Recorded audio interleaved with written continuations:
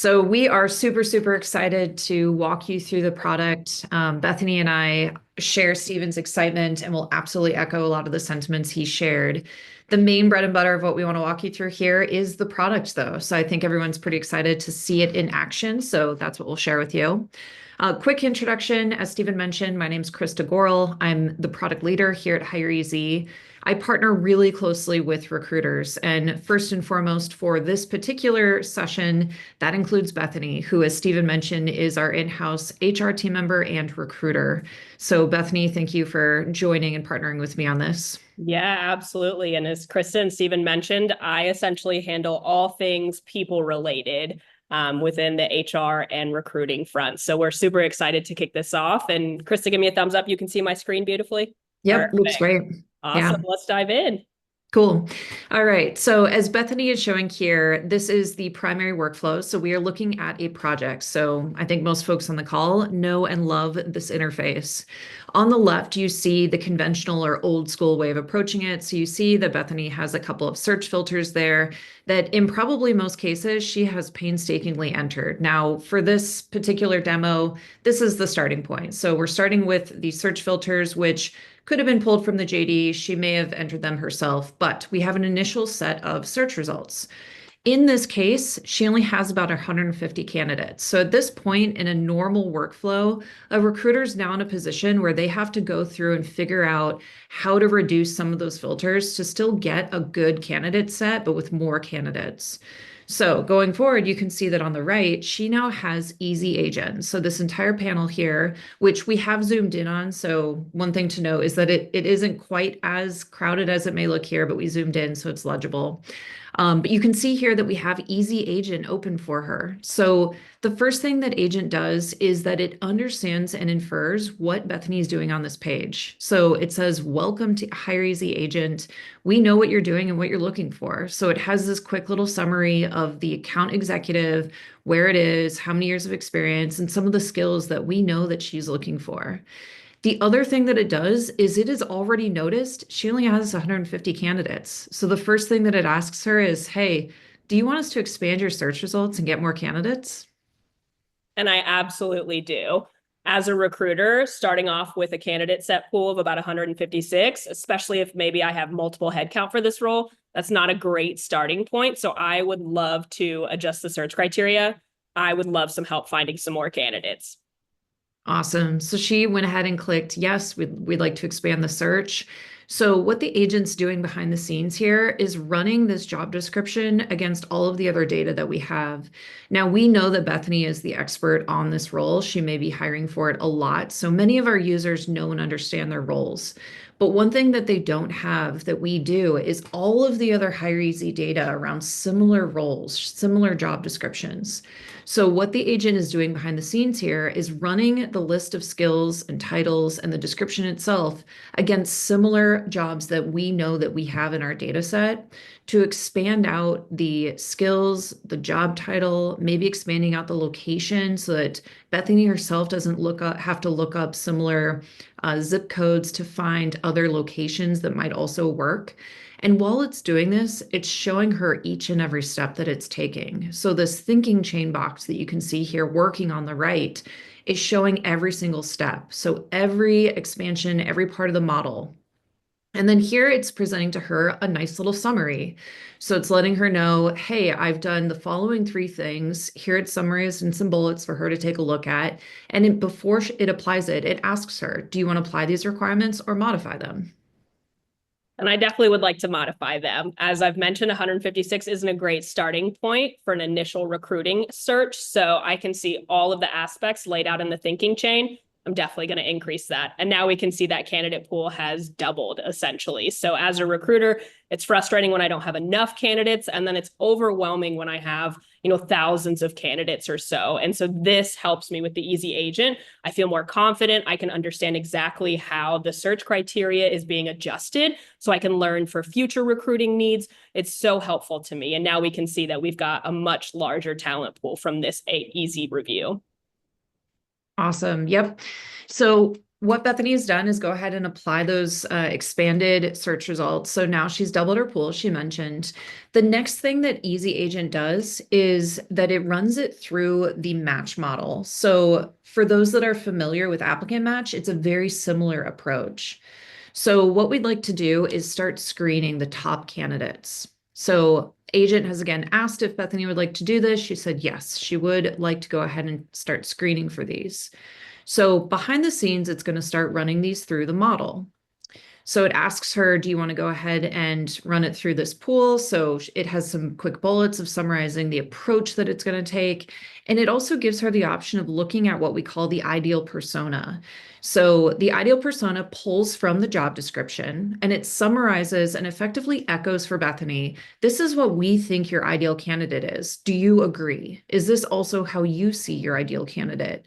And this is really the type of person that the model is going to be looking for, and more importantly, running that match model against. So it gives Bethany the chance to look at it, make any adjustments right here if she wants to. Otherwise, we can go ahead and move on. Cool. So she said that she wants to go ahead and start the AI review. So it uses that ideal persona, which again is pulled from the job description and then edited if she wants to. And it creates all of these matches for every single candidate. So it creates a nice little summary of those that are best match, good match, partial match, and not a match. It allows her to filter there on the left, and then you can see the full list of all of the candidates here in the middle. So when she clicks into one, she can see the skills that she noted in her ideal persona. So for example, the sales performance, and then where in the profile or the resume it's pulling from. So for each one she clicks, and she can go through profile by profile, she can see exactly where in the resume this comes from, rather than having to comb through and read verbatim and find it herself like an Easter egg hunt. So Bethany, how much time would you say that this saves you? Yeah, absolutely. So this is one of my favorite features with Easy Agent. I would say previously anywhere from like 15 to 60 seconds, I'd spend reviewing each individual candidate to try and assess fit. With the Easy Agent, it automatically screens that, taking essentially what could be a full day's worth of work. If you're looking at, 500 plus individuals, 60 seconds per candidate, you're looking at a full day's worth of work just to review those individuals.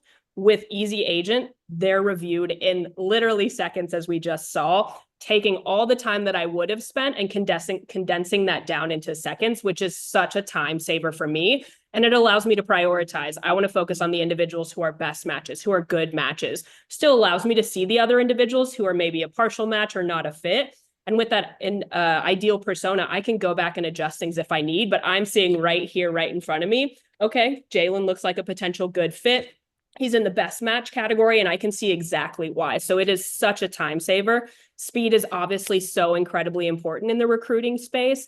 You want to be able to reach those candidates as fast as you can, but quality is obviously such an important factor as well. You need top candidates. And so with that speed and with the quality that Easy Agent has, I can have both of those at the same time in a matter of seconds. So it's such a time saver for me. And we'll go back out. We'll be able to show you the next aspect. Awesome. Yeah. So the next step that Bethany will likely want to take is adding all of those candidates that she agreed with, that she liked, to Good Fit. Now, for the sake of the demo, because we will really send a campaign, we've just added Bethany just to show you the workflow. But hypothetically, Bethany would have added all of the candidates she liked. From here, the Agentic AI understands that the next step she will want to take is sending that campaign. So it prompts her to go ahead and send engagement to the candidates that are included in this stage. Now, what it does first is it summarizes the structure that we propose. So this is based on the data that we have with thousands of campaigns that have been sent from our platform. But before we put it together, we ask Bethany if she agrees with this approach. So it outlines the number of steps, the logic of when they'll be sent, and some of the other parts of the model. If she agrees it looks good, we'll go ahead and start creating it. So right now behind the scenes, it is pulling all of the content together from things like the job description, the filters, all of the interactions that she's had, and gives this little summary of the bullets of what it will look like. And again, asks her, do you want to go ahead and set it up? So Bethany says yes, and we'll go ahead and put together the actual campaign. So before we do so, she's asked for the job link. We'll show you where that goes in a second, but it actually integrates the campaign all the way back to the project once it is sent to the candidates. So here, Bethany has popped into the campaign itself. All of the content here has been generated for her using GPT and the job description. So using data that we've seen from what performs well with a campaign, the highest response rates, we've generated the content for her. And within this preview view, she can see a nice, clean, formatted version, very similar to what the recipient or the candidate would see when it's sent. So in the first email here, you can see that we've added the job description. So we'll show you what that looks like for the candidate and how that integrates back, as well as the poll. And the poll includes interested, not interested, and contact later, which will also be important when we pop to the next step, which is the auto replies.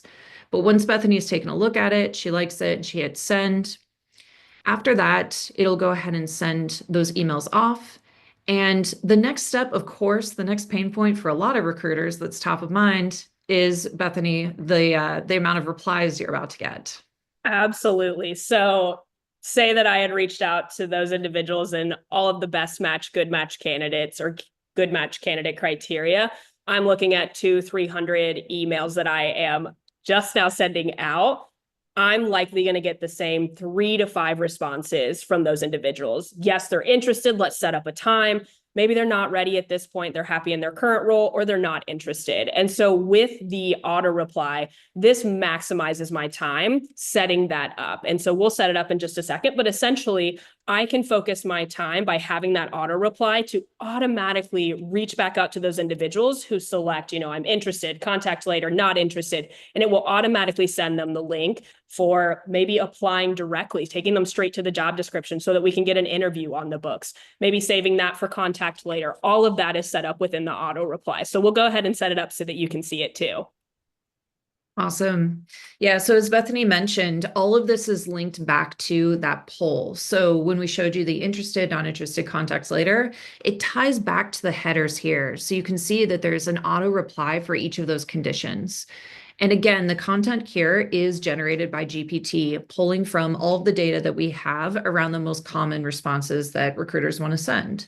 So we have a nice email for those that are interested, and then equally gracious emails for those that are not interested or perhaps contact later. Bethany can edit any of this if she wants, or she can just send it as is and save it. Perfect. And we'll go ahead and see this live in action. So as you know, I was in the good fit stage for demo purposes. We're going to be able to see, let me refresh my inbox, that email. Sassy. That email just popped up here as an applicant. I'm kind of just changing shoes now. We want to make sure that we show you the applicant side of things as well. This as a good fit candidate was someone that as a recruiter I was interested in, and now it's sitting in their inbox. I can learn a little bit more about account executive, and we'll just say that I'm ready to switch careers. I am ready to be an account executive with hireEZ's. Come get that commission. I'm ready to make some money. So we'll just say for demo purposes, I am very interested in becoming an account executive as an applicant.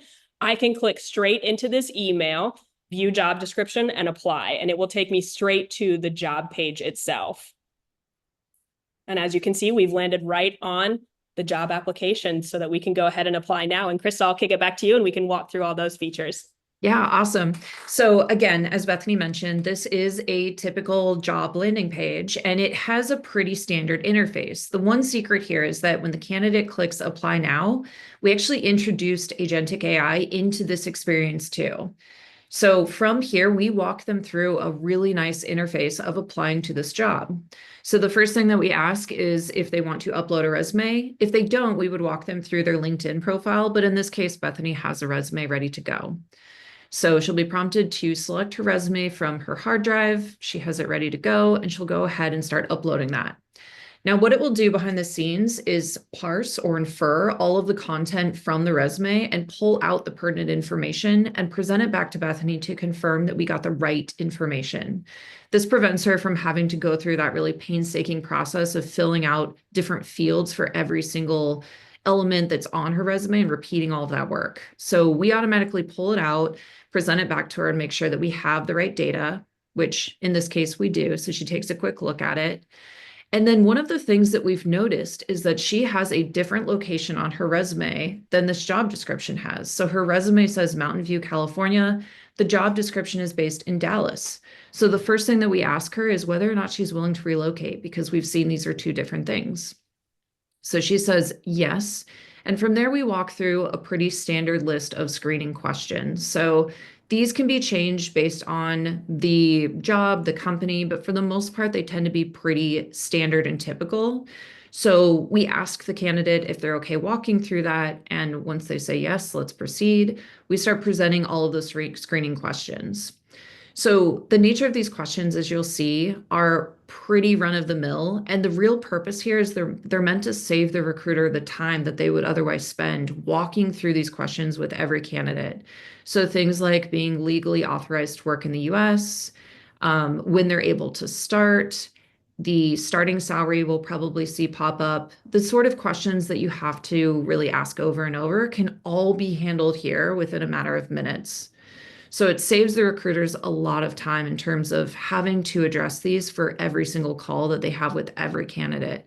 They can get all of these logged as part of their profile and have them ready to go the first time that they ever talk to them. So now that we've got the screening questions out of the way, Bethany's asked if she'd like to submit the application.